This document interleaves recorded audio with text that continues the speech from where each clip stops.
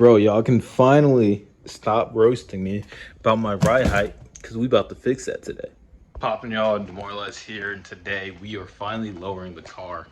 I wasn't gonna pull the trigger on this so early, but I was at work and I have like text alerts from American Muscle on, and it was like the day after my hood arrived, and they sent me, they're like, oh, one of your items is low in stock or something like that. So I was just like, oh, what item?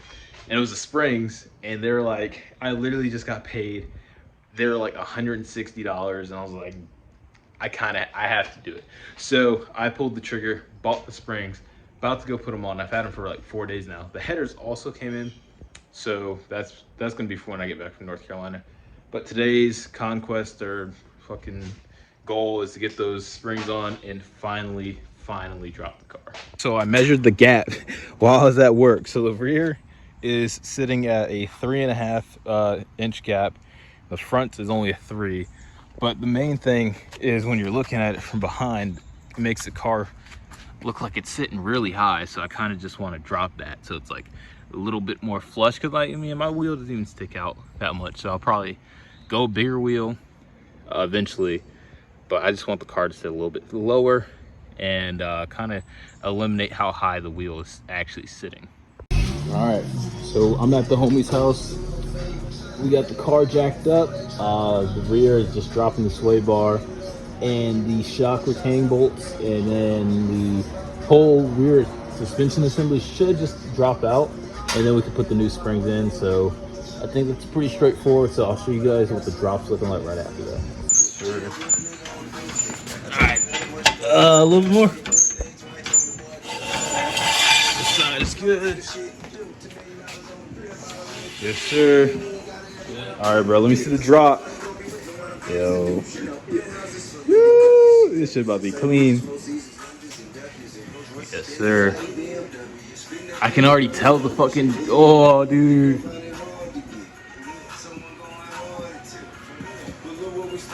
Oh, my God, dude. Oh, my God, bro. Oh. Dog, Dog. Oh. Dog. You might not have enough clearance for the jack. Oh. Dude. this is crazy. Oh, dude, and it's not out on the ground all the way. Hey, dude, see how much you can clear it. I know we forgot the wood, but see how much you can clear it. Oh my God. You got fucking lucky. Yo. You got lucky. Oh my God. Dude, it's still like a 3-finger gap, but like this is way, and it's supposed to settle some more. So it's gonna drop a little bit more too. Dude, it looked like it was not gonna. Like, when it was lowered, it was like, hold on.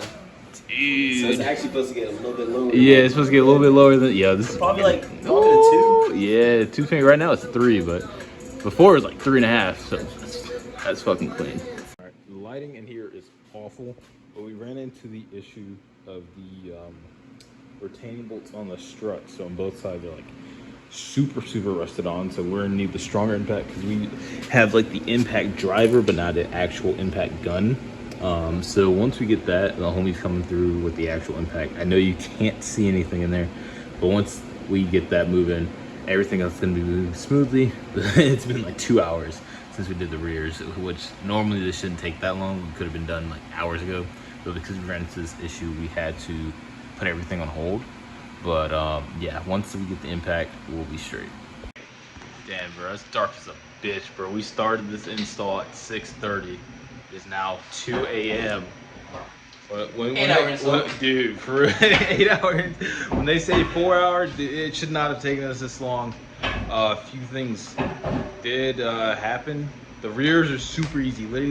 Literally took us like 30 minutes to do. You know, ugga some shit, got it off. Front, nah. We followed so for the first strut, the right or the passenger side, we tried to do a little shortcut, which ended up costing us. We also didn't have the right impact and all that, so that slowed us down. But once we got it, we were moving. So we're wrapping up now, putting the wheels back on the car. And once that's on, I'll show you guys what it looks like with the drive. Sir, moment of truth. Whew. Whew. Oh.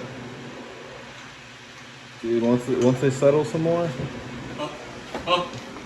Oh, don't tell me, don't tell me we that low. Can't even get the jack out, bro. Oh shit! Hold on.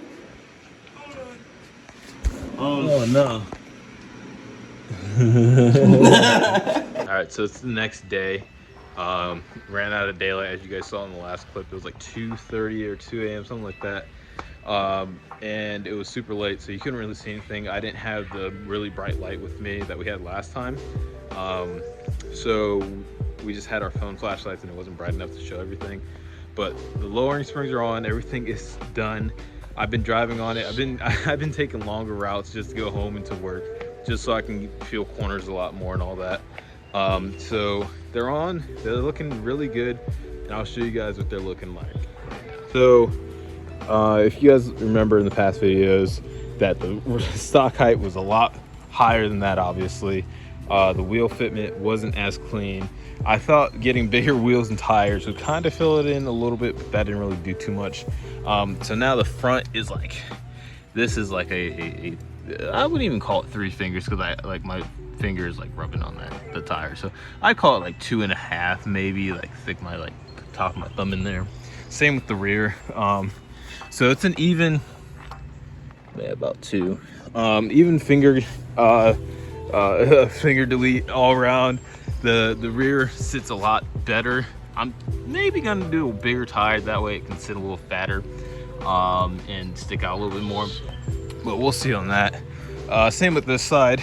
You know, dude, if you guys are thinking about it, pull the trigger on the lowering springs.